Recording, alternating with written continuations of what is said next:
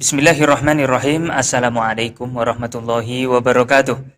Alhamdulillahirabbil alamin wa bihi nasta'in ala umurid dunya waddin. Wassalatu wassalamu ala asyrafil anbiya'i wal mursalin sayyidina Muhammadin wa ala alihi wa ashabihi ajmain. Amma ba'd. Alhamdulillah para jamaah sekalian, pada sesi kali ini kita ketemu lagi dalam kajian ilmu tauhid. Dan insya Allah kita akan lanjutkan kembali pembahasan kita dalam syarah Aqidatul Awam di bait yang ketujuh ini, Waqaimun Ghani, terkait kaul para ulama terkait bait tersebut. Dan kita sudah masuk ke ulama ke-97 dan ke-98 bersama guru kita Ustadz Muhammad Ajib LCMA. Kita sapa beliau dan kita nanti masuk ke materi. Assalamualaikum Ustadz Ajib. Waalaikumsalam warahmatullahi wabarakatuh. Kabar baik dan sehat Ustadz? Alhamdulillah, sehat. Ini tidak terasa sudah 97. Ya, betul. Sebentar lagi 100. Ya, betul, insya Allah. Banyak sekali. Insya Allah dua ulama nanti siapa saja? Ya, nanti yang pertama insya Allah kita akan baca ibarah dari Al-Imam As-Samin Al-Halabi, ulama besar dalam mazhab Syafi'i. Beliau ini pakar dalam bidang ilmu tafsir.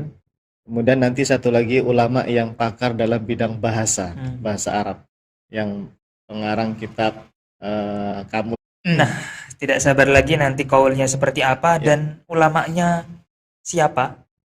Ada mungkin kita yang belum kenal gitu ya. Nama lengkapnya Nama lengkapnya dan profilnya. Ya, siap. Silakan Ustadz untuk memulai. Ya, terima kasih Ustadz Syihab ya. Assalamualaikum warahmatullahi wabarakatuh. Bismillahirrahmanirrahim. Alhamdulillahil qadimil awal bila bidayah, al-akhiril baqi bila nihayah, al-munazzahi 'anil jihati waz zamani wal makani wal jismiyah. Allahumma salli wa sallim wa barik ala sayyidina Muhammad wa ala alihi wa ashabihi wa man ihtada bihadyihi ila yaumil qiyamah. Amma ba'du. Subhanaka la ilma lana illa ma 'allamtana innaka antal alimul hakim. Allahumma anfa'na bima 'allamtana wa 'allimna ma yanfa'una wa zidna 'ilman nafi'a bi rahmatika ya arhamar rahimin. Amin.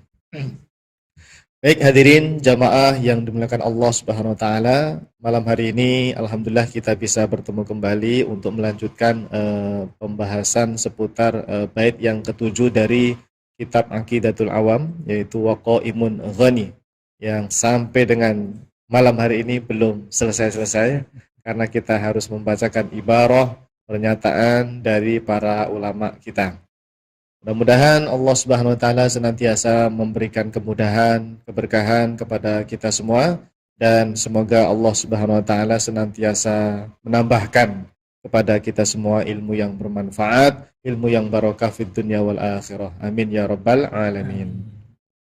Baik hadirin jamaah yang dimuliakan Allah Subhanahu wa taala, langsung saja ya Ustaz Syihab, kita akan bacakan ibarah dari para ulama kita. Yang pertama yaitu Al-Imam As-Samin Al-Halabi. Ya, As-Samin Al-Halabi. Silakan Ustaz Syihab.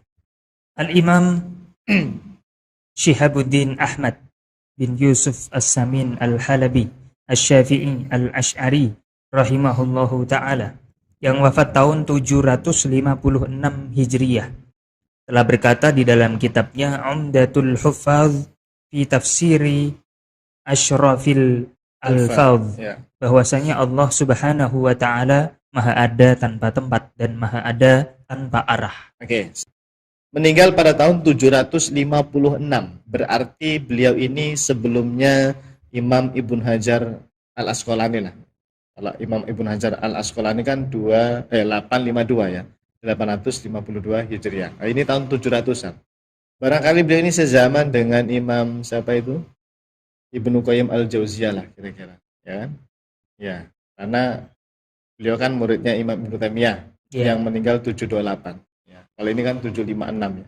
Ya sezaman dengan Imam Ibnu Qayyim Al-Jauziyah kira-kira lah, tahun 700-an gitu. Ibnu Katsir, Imam Dhahabi itu tahun 700-an ya. Nah, beliau ini berasal dari Halab. Halab itu di mana? Suriah. Di Suriah sekarang. Ya, di Suriah. Cuma beliau besar atau terkenalnya ketika pindah ke Mesir. Ya, di Mesir beliau di sana bertemu dengan para ulama besar ya, belajar di sana sampai kemudian beliau ini dikenal sebagai pakar dalam bidang ilmu tafsir. Jadi beliau ini mufassir Syafi'i. Masya Allah. Iya, seorang ahli tafsir, ulama besar yang pakar dalam bidang ilmu tafsir dan beliau bermadzhab Syafi'i. Di Mesir sangat masyhur nama beliau. Nah, cukup ya. Nah, kemudian Ustaz Syihab, beliau ini punya karya mu'allafat banyak sekali. Di antaranya tadi yang antum baca Umdatul Huffaz fi tafsiri Asyrafil Alfat. Kemudian punya kitab tafsir yang lain dia. Namanya Tafsir Ad-Dur Al-Masun. Ad-Dur Al-Masun. Sona Yasunu, Masun berarti yang terjaga ya. Apa itu? Mutiara yang terjaga ya. Ad-Dur Al-Masun ya. Kemudian punya kitab tafsir yang lain, judulnya Al-Qaul Al-Wajiz fi Ahkamil Kitabil Aziz atau Tafsirul Quran 20 jilid, Masya Allah. Beliau juga mensyarah Asy-Syatibiyah, ya, mensyarah kitab Asy-Syatibiyah dan lain sebagainya. Jadi sudah tidak diragukan lagi lah tentang keilmuan beliau yang sangat dikenal dalam bidang ilmu tafsir. Makanya nanti nukilannya beliau ini yang akan kita baca dari kitab tafsir beliau, menafsirkan ayat Al-Quran. Baik, kita baca ya. Ini kitab Umdatul Huffaz fi tafsiri Asyrafil Alfat. Qala al-Imam As-Samin Al-Halabi rahimahullahu ta'ala wa nafa'ana bihi wa bi'ulumihi wa amaddana bi amdadihi wa afadha alaina min barakatihi fid dharain amin ya rabbal alamin. Wa qawluhu wa huwal qahiru fawqa ibadihi Surah Al-An'am ayat 18. Fal fawqiyatu huna laysat haqiqatuha muradatan. Ta'ala Allahu 'anil jihati. Wa innamal muradu anna qahrahu wa sultanahu wa qudratahu ista'lat ala ibadihi. Fahum tahta qahrihi wa sultanihi. Ini pakai alif enggak sultan itu ya? Harusnya atau salah ini? Sultan itu pakai alif. Sultan pakai alif. Benar. Berarti ini maktab bahasa Milanya yang keliru ya. Tapi sultan, iya harusnya pakai alif ya. Coba dicek ya. Tapi pokoknya maknanya adalah kekuasaan atau kerajaannya Allah. Mana tadi? Fahum tahta qahrihi wa sultanihi la yakhrujuna an iradatihi. Wala yamlikuna li anfusihim naf'an wala darra wala khairan wala syarran wala mautan wala hayatan wala nusyura. Ya, silakan setiap artinya. Firman Allah Subhanahu wa ta'ala yang artinya, dan dialah yang maha menguasai di atas hamba-hambanya. Maksud dari lafaz fauqiyah di sini bukan bermakna secara zahir atau tempatnya di atas. Ya. Maha suci Allah dari bertempat di suatu arah. Sesungguhnya makna dari ayat tersebut adalah sebuah penegasan bahwasanya kekuasaannya Allah itu lebih tinggi daripada kekuasaan para hamba-hambanya. Semua hamba itu berada di bawah kekuasaan dan kerajaannya Allah. Mereka tidak akan bisa keluar dari kehendak Allah. Bahkan mereka sama sekali tidak mampu untuk mengendalikan kemanfaatan, kemadharatan, kebaikan, keburukan, kematian, kehidupan, dan kebangkitan untuk diri mereka sendiri. Masya Allah. Baik. Alhamdulillah. Ini saya menerjemahkannya itu tadi pagi, subuh. Ya. Alhamdulillah. Ya. Baik, jamaah yang dimuliakan Allah Subhanahu Wa Taala. Al-Imam As-Samin Al-Halabi Asy-Syafi'i Al-Asy'ari rahimahullah Taala, ketika beliau menafsirkan surah Al-An'am ayat ke-18, juz berapa ini? Juz 7 ya. Al-An'am itu juz 7 ya. Yaitu firman Allah, a'udzubillahi minasyaitonirrajim, wa huwal qahiru fawqa ibadih. Yang kalau kita terjemahkan, dialah Allah yang maha qahir. Qahir itu sama seperti al-ghalib, menguasai atau mengalahkan. Itu namanya qahir, ya, menguasai atau mengalahkan. Wa huwal qahir, Allah dialah Allah yang maha menguasai fauqa ibadihi. Fauqa itu kan di atas. Ibadihi hamba-hambanya. Allah maha kuasa di atas hamba-hambanya. ini secara tekstual itu seperti menunjukkan Allah itu berada di atas, dalam artian di langit atau di atas aras. Menunjukkan arah. Iya, menunjukkan arah, menunjukkan suatu tempat. Karena fauqa itu memang secara bahasa, secara makna seperti itu. Tapi beliau, yaitu Al-Imam As-Samin, menafsirkan begini, fal fauqiyatu huna laysat haqiqatuha muradatan. Jadi lafadz fauqa ibadih ini laysat haqiqatuha muradatan. Makna secara bahasanya, secara hakikatnya, maksudnya tekstualnya itu bukan muradatan, bukan yang dimaksud. Laysat muradatan itu berarti bukan makna yang dimaksud. Artinya bukan Allah berada di atas hambanya secara indrawi, secara fisikal, itu bukan. Bukan itu maknanya. Sampai beliau menyatakan ta'alallahu anil jihadi. Maha suci Allah dari yang namanya jihah. Nah, jihah ini apa? Arah. Maha suci Allah dari bertempat di suatu arah. Allah bukan di arah atas, Allah bukan di arah bawah atau arah depan, belakang, kanan, kiri.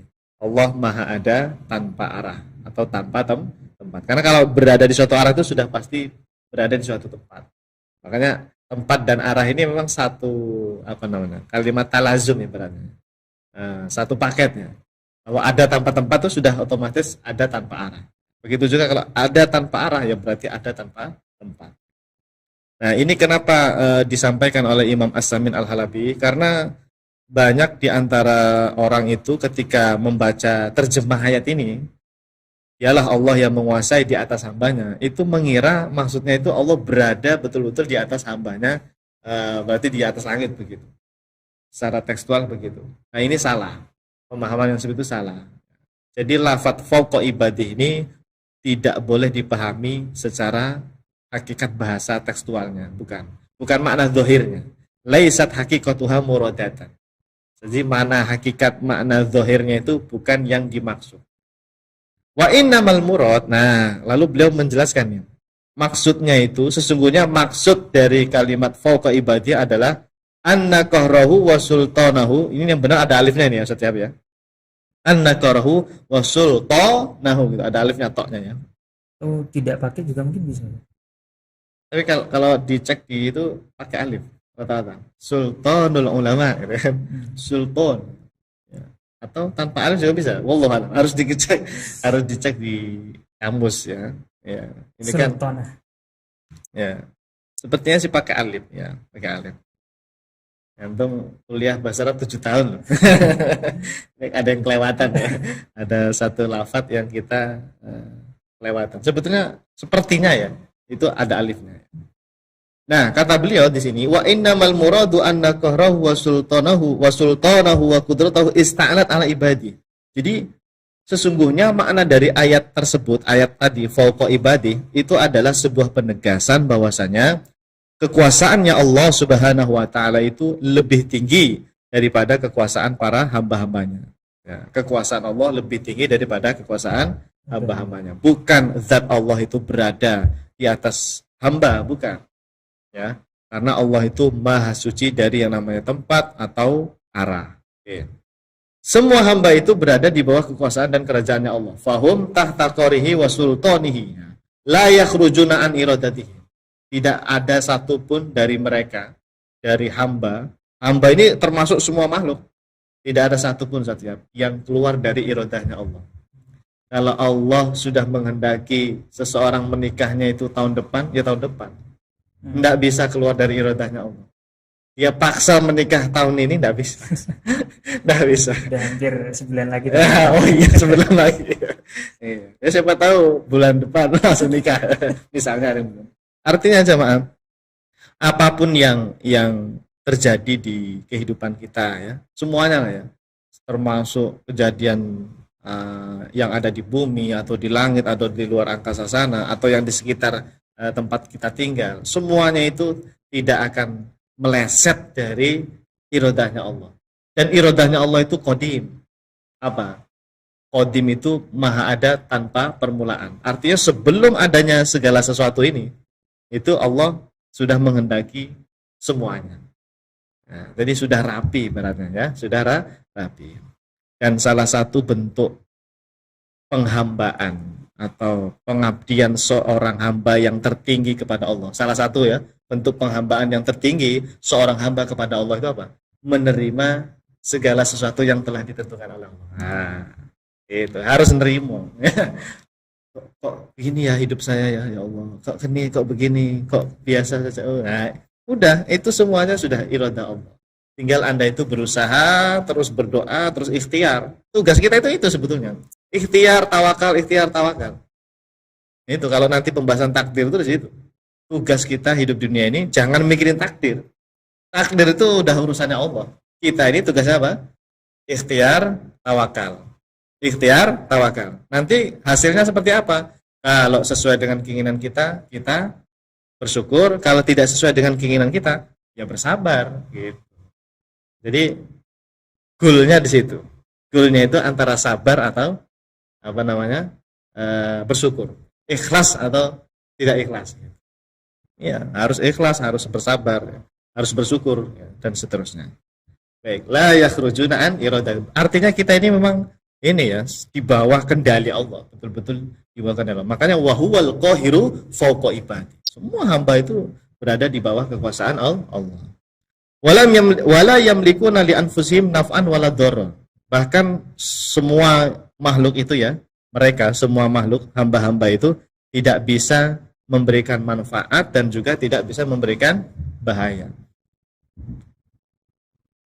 Kecelakaan itu pada hakikatnya siapa? Dari siapa?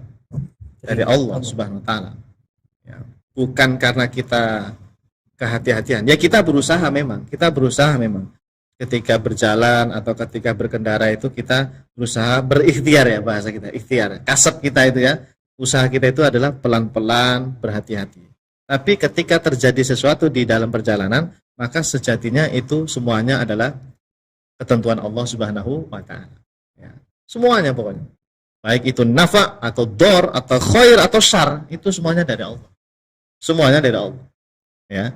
Ketentuan itu semuanya Allah yang menghendakinya. Enggak ada satupun yang meleset, Ustaz Syihab. Bahkan Ustaz Syihab, ada kerikil, tahu kerikil ya, batu. Ya. Batu di depan rumah kita kan banyak ya. Ada satu batu itu bergeser misalnya. Gerak dia. Mungkin geraknya karena apa ya? Angin kuat ya? Kuat ya, geser batu. Atau jangan batu deh, terlalu ini ya. Daun yang sudah jatuh di bawah ya, sudah di tanah itu kan banyak berserakan. Dia gerak nih saja, gerak sedikit kena angin. Geraknya daun itu tidak lepas dari kehendak Allah. Daun itu daun. Apalagi makhluk yang lain, termasuk manusia dan semuanya. Semuanya itu la yakhrujuna an iradatihi ta'ala. Nah, jadi intinya kembali lagi bahwa di ayat yang tadi disebutkan oleh Imam As-Samin Al-Halabi, wa huwal qahiru fawqa ibadihi, itu maksudnya adalah Allah menguasai segala sesuatu. Tidak ada satupun yang mampu mengalahkan ketentuan Allah Subhanahu wa taala. Kekuasaan Allah itu pokoknya mutlak di atas kemampuan makhluk apapun. Gitu. Nah, itu bahasanya itu wa huwal qahiru fawqa ibadihi. Dan itu bukan menunjukkan zat Allah berada di atas aras. Bukan menunjukkan zat Allah berada di langit atau di atasnya hamba, bukan. Ta'alallahu anil jihati. Maha suci Allah dari yang namanya arah. Baik. Lanjut ya. Nah, ini ada dua ibarah dari beliau. Kemudian, di halaman yang lainnya, Al-Imam Syihabuddin Ahmad bin Yusuf As-Samin Al-Halabi Asy-Syafi'i Al-Asy'ari rahimahullah ta'ala juga mengatakan hal yang sama. Tapi ini ayatnya lain, Ustaz. Antum coba baca. Qauluhu ta'ala wa nahnu aqrabu ilaihi min hablil warid. Hadza min babit tamtsili liiqtidarihi wa qahrihi. Ya. Wa anal abda fi qabdatihi wa sultanihi. Nah, sultani pakai alif kan? Alif. Ya, berarti tadi salah mungkin ya. Bihali min bihalin min malaki hablin. Oh, bihali man malaka habli waridihi. Habli waridihi. Ya. Ai irqa khulqumihi. Irqa khulqumihi. Ya, apa namanya? Urat tenggorokan leher ya. Wala qurba hissiyah. Ta'ala Allahu 'anil jihah. Faqurbullahi ta'ala faqurbullahi ta'ala min abdihi wal ifdal alaihi wal faid. Oke, baik. Saya baca terjemahan. Firman Allah Subhanahu wa taala yang artinya dan kami lebih dekat daripada urat nadi leher manusia, ya. Wa nahnu aqrabu ilaihi min hablil warid. Di leher kita ini ada namanya urat nadi, ya. Ya. Nah, Allah itu menegaskan atau berfirman dalam Al-Qur'an surat Qaf ini, ya, surat Qaf ayat 16, kami lebih dekat daripada urat nadi lehermu itu. Kalimat ini, kata Imam As-Samin Al-Halabi, adalah sebuah permisalan tentang kekuasaan Allah, maksudnya. Sebuah tamthil liktidarihi wa qahrihi. Sesungguhnya seorang hamba itu berada dalam kekuasaan Allah seperti seseorang yang memiliki urat nadi di lehernya. Akan tetapi maknanya bukan dekat secara indrawi, ya, wala qurbu hisyan. Wala qurb hisyan, bukan kurbun dekat yang secara indrawi. Maha suci Allah dari bertempat di suatu arah. Nah, kalimatnya sama seperti yang tadi, ya. Ta'alallahu anil jihati. Ta'ala itu tapat dasa. Ta'ala itu apa? Tapat dasa. Maha suci. Allah itu disucikan anil jihati, dari arah, ya. Arah apapun itu, termasuk arah atas, ya. Maha suci Allah. Allah itu maha ada tanpa tempat, tanpa arah.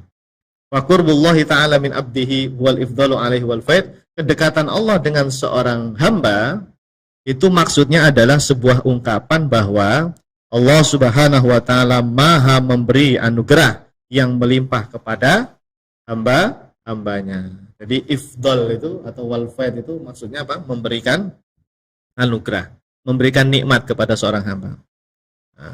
Allah dekat dengan Ustadz Syihab, atau Syihab dekat dengan Allah Subhanahu wa taala. Artinya Allah sedang memberikan banyak kebaikan, banyak anugerah, kenikmatan kepada antum. Nah, itu dekatnya seorang hamba kepada Allah seperti itu.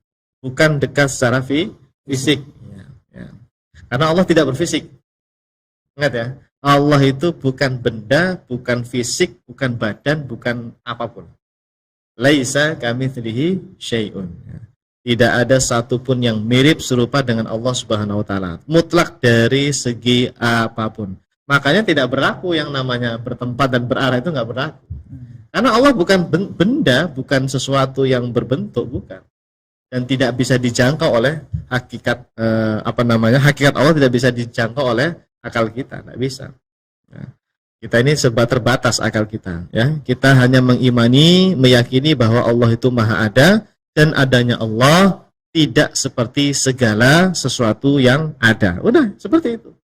Cukup diimani, diyakini. Dan Allah juga mengajarkan seperti itu, laisa kamitslihi syai' wa lam yakul lahu kufuwan ahad, dan seterusnya. Ya, jadi tidak perlu meyakini Allah ada di atas aras atau di langit atau di bumi, tidak, ya. Atau di mana-mana, itu juga salah, ya. Yang benar adalah maha suci Allah dari yang namanya tempat dan arah, ya. Ta'alallahu anil jihati wal makan, ya. Baik. Nah, cukup. Sekarang lanjut kesimpulan saja. Dari beberapa keterangan di atas menjadi jelas sekali bahwa Al-Imam Syihabuddin Ahmad bin Yusuf As-Samin Al-Halabi Asy-Syafi'i Al-Asy'ari rahimahullahu ta'ala secara tegas telah meyakini bahwasanya Allah Subhanahu wa taala maha ada tanpa tempat dan maha ada tanpa arah. Allah Subhanahu wa taala disucikan dari yang namanya tempat dan arah. Wallahu a'lam. Masya Allah. Baik. Nah, tadi di awal itu kan ada kalimat apa tadi? Yang ayat sebelumnya apa tadi? Wahwal wahiru fawqa ibadi. Itu tadi itu saya cek Ustaz ya, di tafsir Imam Al-Qurtubi, kemudian tafsir Imam Asy-Syaukani yang dulu kita pakai di kampus. Itu rata-rata mengatakan fawqa ibadi itu adalah fawqiyatul isti'la bil qahri wal ghalabah. Wal ghalabah alaihim. Ya, tadi maknanya adalah maha tinggi atau di atas bermakna qahr, menguasai. Ya, Allah menguasai hambanya. La fawqiyatul makan. Kalimatnya sama. Imam Qurtubi pakai kalimat la fawqiyatul makan. Imam Asy-Syaukani juga mengatakan la fawqiyatul makan. Sama. Bukan bermakna di atas dari segi tempat, bukan. Artinya memang betul-betul sepakat tadi ya tafsir tentang Qahruhu wal berarti qahiru. artinya qahruhu wa sultanahu Ya, pakai alif wa ya tadi. Ya. qudratahu. Ya. Jadi Allah Maha Kuasa, intinya itu Allah Maha Kuasa dari segala sesuatu yang ada ini. Jadi takwil ya. Tawil. Karena fauqa itu pokoknya seperti ini loh, fauqa. Nah, ini fauqa itu. Fauqal kursi, fauqal maktab. Ya. Benda ini HP atau ini layar ini berada di atas meja. Itu fauqa. Secara bahasa fauqa itu seperti itu. Jadi kalau tadi dikatakan wa huwal qahiru fauqa ibadi, secara bahasa itu berarti Allah berada di atas hambanya. Tapi maknanya ternyata enggak seperti itu. Nah, ini bahasa kiasan itu ya seperti itu. Dalam Al-Qur'an ada, bahasa majas itu ada. Makanya ditafsirkan oleh para ulama la fauqiyatul makan. Bukan bermakna tinggi atau berada di atas secara indrawi, secara tempat itu bukan. Baik, jelas ya, siap ya. Cukup Imam As-Samin Al-Halabi, ya seorang mufassir dari madhab Asy-Syafi'i, rahimahullahu ta'ala. Alhamdulillah ya, cepat sekali. Satu lagi ya, yaitu Al-Imam Al-Fairuz Abadi. Itu kalau tulisan Arabnya itu panjang. Dan itu memang satu kata. Dulu saya punya guru itu namanya Fairuz Abadi, tapi dipisah. Fairuz terus Abadi gitu ya. Karena kan ada bahasa kita abadi itu apa namanya? Bahasa Indonesia. Bahasa Indonesia kan? Apa artinya? Dawam. Dawam, selama-lamanya kan abadi. Kalau ini nama Imam Muhammad bin Ya'qub ini itu satu kata itu. Tulisan itu Al-Fairuz Abadi gitu. Ya. Itu mungkin bukan bahasa Arab. Iya, karena kan oh ya, beliau ini dari mana? Sebentar. Atau antum baca dulu ya mukadimahnya. Al-Imam Muhammad bin Ya'qub Al-Fairuz Abadi Asy-Syafi'i Al-Asy'ari rahimahullahu taala yang wafat tahun 817 Hijriah telah berkata di dalam kitabnya Basairuz Zawi gitu bacanya. Basairuz Zawi At-Tamyiz fi Lataifil Kitabil Aziz. Bahwasanya Allah Subhanahu wa taala Maha ada tanpa tempat. Oh, ternyata Imam Al-Fairuz Abadi ini dari Faris. Faris Persia. Persia. Iya, Faris itu Persia. Fairuz Abadi. Iya, Ini bahasa kayak bahasa Persiaan gitu. Oh, gitu. Dan beliau ini kan pakar bahasa. Bahasa Arab. Iya. Malah pakar dalam ilmu bahasa. Kenapa? Beliau Ustaz Syihab rupanya itu pernah berguru dengan ulama besar sekelas Imam Ibnu Hajar Al-Asqalani. Bentar ya, saya carikan ya. Mana ya? Tadi saya menemukan. Nah ini, di antara guru beliau ya, ada Imam Taqiyuddin As-Subki, Imam Ibnu Hajar Al-Asqalani, Imam Badruddin Ibnu Jama'ah. Ini nama-nama yang sudah pernah kita bahas juga kan. Imam Taqiyuddin As-Subki, Imam Ibnu Hajar Al-Asqalani, Imam Badruddin Ibnu Jama'ah. Ini guru-guru beliau. Jadi beliau memang belajar dengan pakarnya ilmu Al-Quran, ilmu hadis ya, dan tentu dalam bahasa juga mempelajari. Dan memang terkenal beliau ini dalam bidang ilmu bahasa. Punya kitab kamus bahasa Arab, namanya apa? Al-Qamus Al-Muhit. Ya, kita kalau menemukan lafadz bahasa Arab yang agak susah ya, ini apa sih muradifnya, maknanya apa ya? Itu bisa pakai kamus Al-Muhit. Ya. Arab ke Arab. Bisa juga apa yang satu itu Lisanul Arab ya? Lisanul Arab itu Ibnu Mandur ya. Lisanul Arab. Kalau udah mentok nggak tahu artinya pakai Munawir. Ya, pakai Munawir. Ya, dicek muradifnya juga nggak paham. Iya kan? Persamaan ya, katanya. Persamaan katanya itu kita kan nggak paham. Ya sudah, mentok lihat ke kamus bahasa Indonesia, ya, Arab Indonesia. Ya. Baik. Ini saya baca boleh? Nah, sebentar. Imam Muhammad bin Ya'qub ya namanya ya. Iya. Nama aslinya itu Muhammad bin Ya'qub, Abu Thahir Majduddin. Jadi kunyahnya Abu Thahir, lakopnya Majduddin. Ya, Muhammad bin Ya'qub bin Muhammad Asy-Syairazi Al-Fairuz Abadi. Asy-Syairazi. Siras. Iya, Asy-Syairazi ya. Bil Farisiyah Fairuz Abadi. Firuz Abadi. Berarti ini nama Persia memang. Nama Persia. Beliau mengarang kitab Al-Qamus Al-Muhit ya. Dan guru-guru beliau tadi terkenal ya. Termasuk Imam Ibnu Qayyim Al-Jauziyah itu guru beliau juga. Karena meninggalnya tahun berapa ini? 817. Ya, dekat lah. Dekat dan sezaman dengan Imam Ibnu Hajar, Imam Ibnu Jamaah dan yang lainnya. Dengan Ibnul Qayyim, Ustaz. Iya, disebutkan juga di situ. Ibnul Qayyim wafat tahun 751. berarti sebelumnya jauh. Kan 60 tahun yang lalu. 817. Ya, mungkin bertemu lah. Ketemu. Ketika masih kecil. Ya, barangkali masih remaja Sudah. lah ya. Baik. Cukup ya, kita baca ya. Wa qurbullahi ta'ala minal abdi. Ini kitab apa ini? Basairu Dawi At-Tamyiz ini. Kitab apa ini? Tafsir. Basairu Dawi At-Tamyiz. Iya, tafsir. Kitab tafsir beliau. Ya, beliau menafsirkan Al-Quran dari segi bahasanya. Wa qurbullahi ta'ala minal abdi huwal ifdalu alaihi wal faid la bil makan. Sama ya? Ini wal faidu apa? Wal faidu. Ya, betul. Wal faidu. Faidu itu fayadun tuh kan. Ya, aliran anugerah, ya. Pemberian sama. Fayad ya. Ayat. Al-Fayyad. Ya, al-fayyad. Ya, yang mengalir, yang banyak pemberiannya. Ya. Baik, artinya silakan setiap.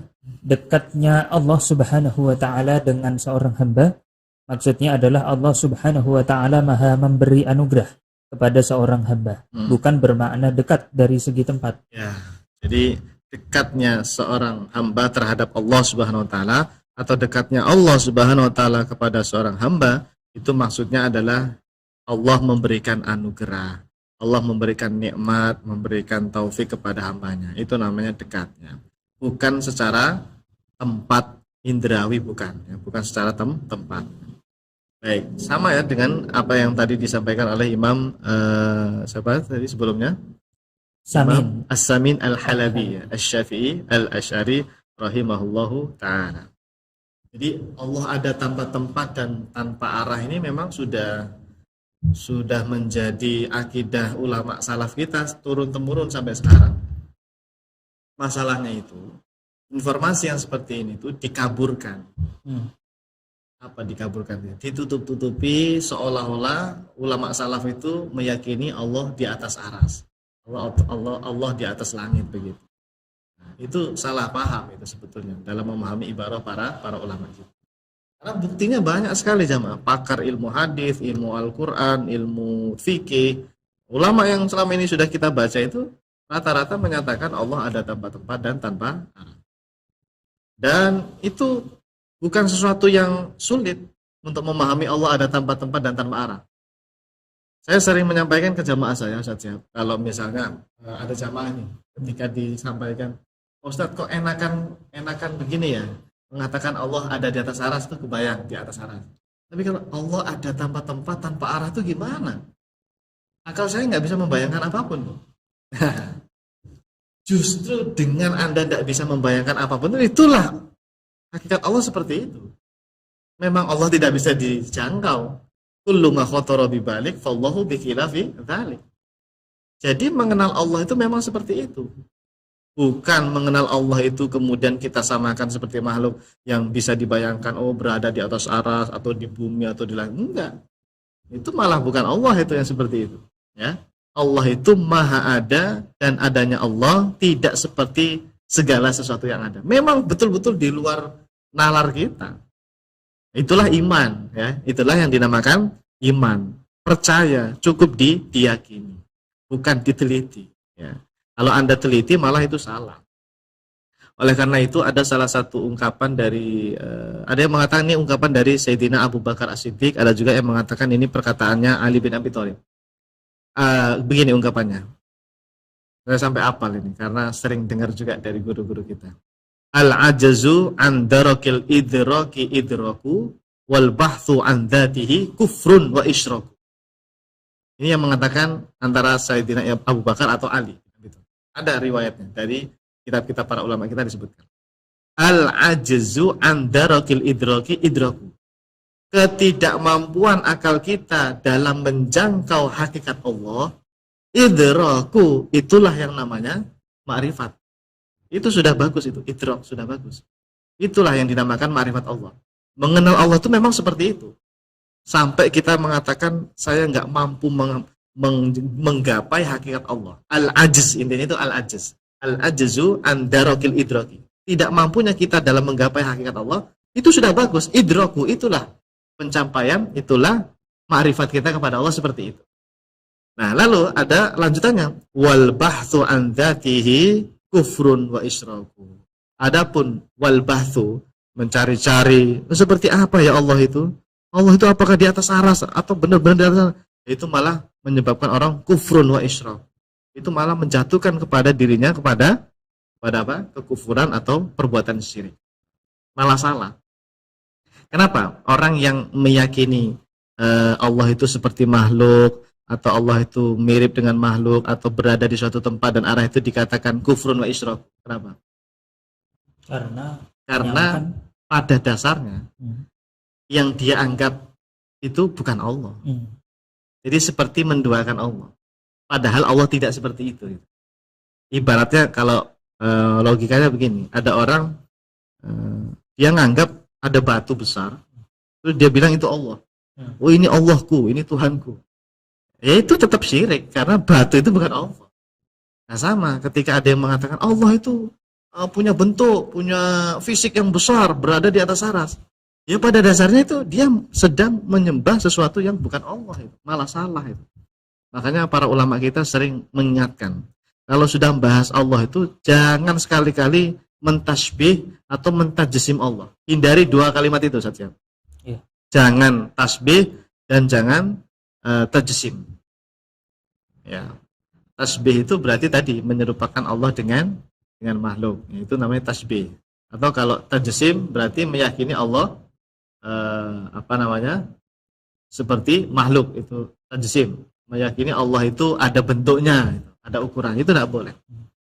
Jadi jamaah, intinya kita ini kalau dalam pelajaran tauhid atau untuk orang awam lah ya semuanya, kalian belajar tauhid silahkan seperti apapun, yang penting yang fardu ainnya selesai ya, tapi hindari pemahaman tajsim sama apa tadi satunya, tasbih. Tasbih itu meyakini Allah seperti makhluk ada di suatu tempat atau arah. Tajsim itu yang meyakini Allah punya bentuk ukuran. Itu hindari. Jangan. Karena ada fatwa-fatwa yang memang muncul dari imam 4 mazhab melarang. Bahkan vonisnya itu sampai sadis sekali terhadap orang yang meyakini konsep tasbih atau tajsim. Jadi selama akidah kita itu bersih dari yang namanya tajsim atau tasbih, insya Allah itu aman. Sudah sesuai dengan pemahaman ulama salaf ahlus sunnah wal jamaah. Sebab kan kadang-kadang orang itu berpikirnya tadi ya, kayak ingin menyamakan Allah dengan makhluk.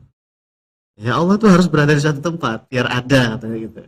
Berada di atas aras atau di atas langit. Nah ini dari awal sudah salah dia. Karena menyamakan Allah dengan makhluk yang harus punya tempat. Padahal Allah itu bukan sesuatu yang berbentuk benda atau fisik, bukan. Jadi jangan samakan Allah dengan makhluk. Baik, jadi intinya seperti itu ya. Allah ada tanpa tempat, tanpa arah. Atau kalau jamaah saya masih bingung itu, saya tambahkan riwayat itu yang kisah orang Yaman nanya kepada Nabi itu ya, tentang awal mula penciptaan alam semesta. Masih ingat nggak kisahnya? Yang mereka bertanya, bagaimana awal mula penciptaan alam semesta ini? Nabi jawabnya apa? Kanallahu walam yakun syai'un ghairuhu. Allah itu maha ada, sementara segala sesuatu selain Allah itu belum ada. Waktu itu belum ada sama sekali. Kalau selain Allah belum ada, ya termasuk tempat dan arah itu selain Allah. Nggak ada itu. Aras apalagi. Langit, bumi, alam semesta ini ya, ruang angkasa, gelap, cahaya, semuanya tidak ada.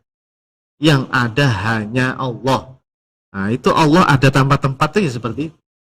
Kalau kita nggak bisa bayangin ada tempat-tempat tanpa arah itu, Anda baca hadis tadi. Kanallahu walam yakun syai'un ghairuhu. Bukan begini ya, semuanya nggak ada apa-apa. Yang ada hanya Allah dan tempat, ruang, apa istilahnya ruang itu? Space ya, ruang, space atau arah. Yang ada Allah dan itu doang. Loh, berarti arah, tempat, ruang itu bukan ciptaan Allah dong. Nah, harusnya kita gitu kan. Itu ciptaan Allah semuanya. Kalau ciptaan Allah berarti dulu tuh nggak ada itu. Namanya ciptaan tuh dari nggak ada menjadi ada. Gitu. Nah, itu jawaban yang bisa kita sampaikan. Kalau sudah mentok ada jamaah yang bingung memahami ungkapan Allah ada tanpa tempat atau tanpa arah, tadi pahami saja sabda Rasulullah Shallallahu Alaihi Wasallam dalam hadis Bukhari itu. Hadisnya Sahih Bukhari ya, Sahih al Bukhari. Kanallahu walam yakun syai'un ghairuhu. Baik, tadi kesimpulan sudah belum? Belum, silakan.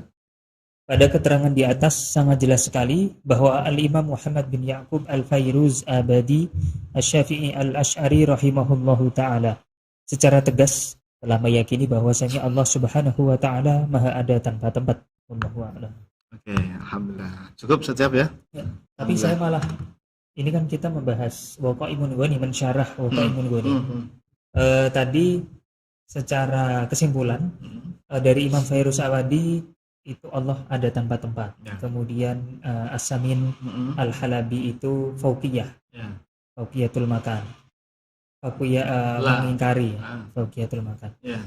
Jadi korelasinya dengan Allah Waqaimun Ghani itu apa, Bro? Waqaimun Ghani kan maknanya Allah ada tanpa tempat. Iya. Ya nyambung dengan ini. Waqaimun Ghani itu kan maknanya ada dua kan, waktu itu sudah kita sampaikan. Satu, Allah tidak butuh apapun. Segala sesuatu yang ada di alam semesta Allah itu tidak butuh. Yang kedua, Allah maha ada tanpa tempat. Nah, ketika tadi ada kalimat Allah itu labil makan ala ta'ala anil jiha, ya berarti benar dong. Allah itu memang waqaimun ghani. Allah maha ada tanpa tempat, tanpa arah. Hubungannya memang di situ. Sama-sama meyakini Allah ada tanpa tempat, Allah ada tanpa arah. Begitu saja. Nah, cukup? Ya, cukup insyaallah. Oke, baik. Saya kira untuk malam hari ini cepat ya, alhamdulillah. Karena memang ibaratnya sedikit ini untuk yang Imam Al-Fairuz Abadi. Dan beliau kan kitabnya dipakai ketika belajar bahasa Arab itu, ya. Pasti tolib syar'i itu pada menggunakan kitab beliau ini sebagai rujukan dalam mencari makna setiap kata dalam bahasa Arab yang sulit dipahami maknanya. Namanya Al-Bahru Al-Muhit. Al-Qamus Al-Muhit, mohon maaf. Al-Qamus Al-Muhit, karya beliau salah satunya. Baik, silakan, cukup? Cukup, insyaallah ya, sudah baik. Sangat jelas sekali. Alhamdulillah. Ini pertanyaan mungkin silakan dicantumkan kalau ingin bertanya, nanti kita akan jawab di sesi yang akan datang insyaallah. Kalau pertanyaan yang kemarin sudah semua? Yang kemarin pekan lalu sepertinya tidak ada. Tidak ada. Ya. Jadi sebenarnya tidak ada. Kemarin tuh saya iseng-iseng membaca di komen YouTube Rumah Fikih. Video awal-awal kita tentang sifat wajib yang dulu pernah kita bahas. Ada salah satu komentar itu dari netizen ya. Kan sifat 20 kita terangkan ya, ada wujud kita pokok sampai mutakaliman. Dia itu bertanya begini. Bukankah Allah itu Ar-Rahman Ar-Rahim? Kita sering baca Bismillahirrahmanirrahim. Mana itu sifat Ar-Rahman Ar-Rahim? Kok nggak ada di sifat wajib bagi Allah? Nah, itu ada pertanyaan gitu di kolom komentar. Gimana Ustaz? Antum yang pakar sifat 20. Enggak, antum alam. Nah, gimana? Cara jawabnya gimana? Berarti yang bertanya ini dia belum sampai ke bab sifat jaiz. Padahal para ulama kita, khususnya mazhab Asy'ari ya, karena kan sifat 20 ini memang terkenal di mazhab Asy'ari ya. Maturidi juga ada sifat 20. Di dalam pembahasan kitab-kitab para ulama kita yang Asy'ari ya, ketika membahas sifat wajib, mereka tidak hanya mencukupkan diri di sifat wajib saja, enggak. Ada lanjutannya. Sifat wajib, sifat mustahil, sama sifat jaiz. Kalau sifat mustahil gampang, kebalikannya dari sifat wajib. Allah wujud, berarti mustahil Allah itu tidak wujud gitu loh. Allah itu maha ada, nggak mungkin Allah tidak ada. Kebalikannya, Allah itu qudrah, sifat wajib, maha kuasa. Berarti Allah tidak mungkin lemah. Itu namanya sifat mustahil, gampang. Nah kadang-kadang kebanyakan kita itu tidak menuntaskan sampai pelajaran yang ketiga. Yang jais. Sifat jais. Kalaupun sampai di situ, mereka hanya memahaminya fi'lu kulli mumkinin aw tarkuhu. Sifat jais itu sebetulnya bukan satu saja. Itu satu kriteria, tapi isinya banyak. Kriterianya apa? Fi'lu kulli mumkinin aw tarkuhu. Allah melakukan apapun atau meninggalkan, tidak melakukan apapun yang Dia inginkan. Fi'lu mumkinin aw tarkuhu. Di situ itu namanya satu kriteria. Di dalamnya atau di bawahnya banyak sifat Allah yang masuk ke situ. Salah satunya Ar-Rahman Ar-Rahim. Jadi sifat Ar-Rahman Ar-Rahim atau yang di Bismillahirrahmanirrahim itu bukan nggak ada terus kita tolak, bukan. Dia ada, tapi nggak masuk ke jajaran sifat wajib. Dia masuknya ke sifat jais. Apa itu sifat jais? Sifat jais itu boleh disifati kebalikannya. Allah Rahman Rahim kan? Iya, tapi boleh disifati kebalikannya. Apa? Allah syadidul iqab. Allah berkehendak menyiksa orang kafir di neraka. Apa kita bilang, wah Allah nggak Rahman nih, Allah nggak Rahim? Ya enggak dong. Allah Rahman Rahim. Makanya ada yang dimasukkan ke surga, dapat Rahman Rahimnya Allah. Tapi kan ada juga orang kafir yang dimasukkan ke neraka. Nah mereka itu mendapatkan sifat Allah yang lain, yaitu apa? Syadidul intiqam, syadidul iqab. Allah itu maha membalas, maha menyiksa dan sebagainya. Karena keadilan. Artinya sifat Rahman ini bukan sifat wajib. Bukan harus Rahman Allah itu. Allah tidak Rahman kepada hamba, tetap Tuhan. Ya tadi, Allah menyiksa hamba di neraka karena kekafirannya, Allah tetap Tuhan nggak? Tetap Tuhan. Makanya sifat jais. Kalau sifat wajib itu nggak boleh ada kebalikannya. Allah nggak punya sifat kudroh misalnya. Allah tidak alim, tidak punya sifat ilm. Bukan Tuhan itu. Karena wajib yang namanya Tuhan itu pasti punya sifat 20 gitu loh. Itu namanya sifat wajib. Kalau jais itu tadi boleh ada kebalikan. Bukan boleh ada atau tidak, tapi boleh ada dan kebalikannya. Iya. Jadi bukan. Tapi dua-duanya ada. Okay. Pada Allah ada. Allah ya Rahman, Allah juga Syadidul Iqab. Allah Maha memberi enggak? Ar-Razzaq kan? Iya, tapi Allah juga Al-Mani kan? Antum berdoa, ya Allah berikanlah saya rezeki yang banyak ya Allah. Saya rajin sholat, saya rajin puasa. Allah nggak ngasih rezeki antum. Apakah Allah tetap Tuhan? Tetap Tuhan. Karena terserah Allah mau ngasih Anda rezeki atau tidak. Karena Allah itu Al-Mani juga. Itulah namanya sifat jais. Nah tadi yang bertanya itu mungkin belum paham sifat jais. Jadi kita itu nggak menolak sifat Allah jamaah. Sifat Allah itu yang tadi 99 Asmaul Husna itu. Selain 20 sifat wajib, itu masuknya itu banyaknya ke sifat jais. Nah, jadi memang harus ditekankan ya. Karena bahkan kelompok Wahabi saja itu tidak paham. Mereka itu mengira ya, kebanyakan dari mereka ya, setahu saya, mengira ulama Asy'ari itu hanya meyakini sifat 20. Padahal sifat yang lain itu adanya di sifat jais. Itu loh. Ya, maka ilmu yang seperti ini tuh memang harus segera diviralkan. Harus sering diviralkan, disampaikan supaya nggak salah paham tadi loh. Banyak saja yang mengira Asy'ari cuma sifat 20, cuma 20. Sifat yang lain kemana? Korupsi ya, gimana? Enggak jamaah. Makanya belajar 3 istilahnya itu? Klasifikasi ya. 3 klasifikasi sifat itu penting. Tidak hanya sifat wajib, ada sifat mustahil, ada sifat jais. Nah, orang kalau sudah menguasai 3 ini sampai ke sifat jais itu baru tahu dia. Oh, ternyata sifat-sifat yang ada di Asmaul Husna yang lain itu ya, masuknya itu banyak kan di sifat jais. Jadi sifat jais itu satu kriteria, tapi di bawahnya banyak Asmaul Husna yang masuk. Itulah kehebatan ulama Asy'ari dalam mengklasifikasikan ilmu. Sebuah ilmu itu menjadi ilmu apabila sudah ada klasifikasi. Itu baru ilmu yang memudahkan kita dalam memahami ilmu tadi. Lebih mudah memang kita mengkotak-kotakkan. Betul, gitu ya? sama kayak kita belajar sholat saja.